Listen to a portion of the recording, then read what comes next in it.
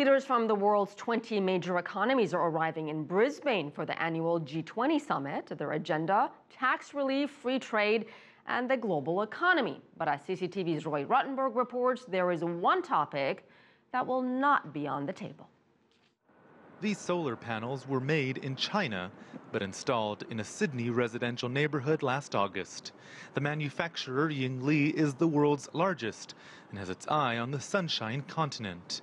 But a shift in Australia's green energy policy, dubbed a backflip by some, has brought with it new market challenges. The large-scale solar market has ground to a halt. It's almost impossible to get a large-scale utility solar project up and running at the moment because there's so much policy uncertainty and investors just don't have the confidence that they're going to make the returns they need. Indeed, domestically over the last year, investments in renewables have dropped some 70%, according to Australia's Independent Climate Council. Its report this week says the country, once a crucial player in global climate action, has moved from leading to lagging behind, which may explain the topic's noticeable absence from this weekend's G20 agenda. The reality is that Australia has been leapfrogged by many other G20 countries in counteracting climate change. We've fallen behind the pack and in many respects are moving away from the pack so far as the overall trajectory of the global economy is concerned.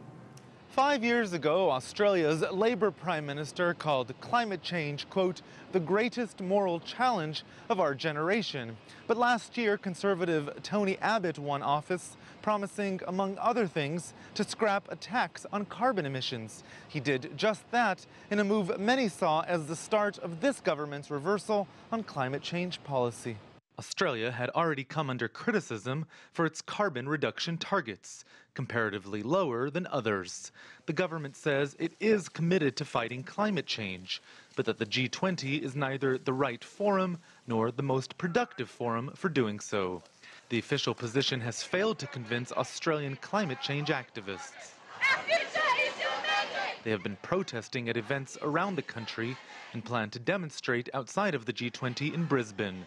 My direct message to Prime Minister Abbott is to protect our renewable energy legislation, to invest really strongly in renewable energy, to put climate change on the top of our agenda nationally and in international bodies such as the G20, and to really think about our future as young people.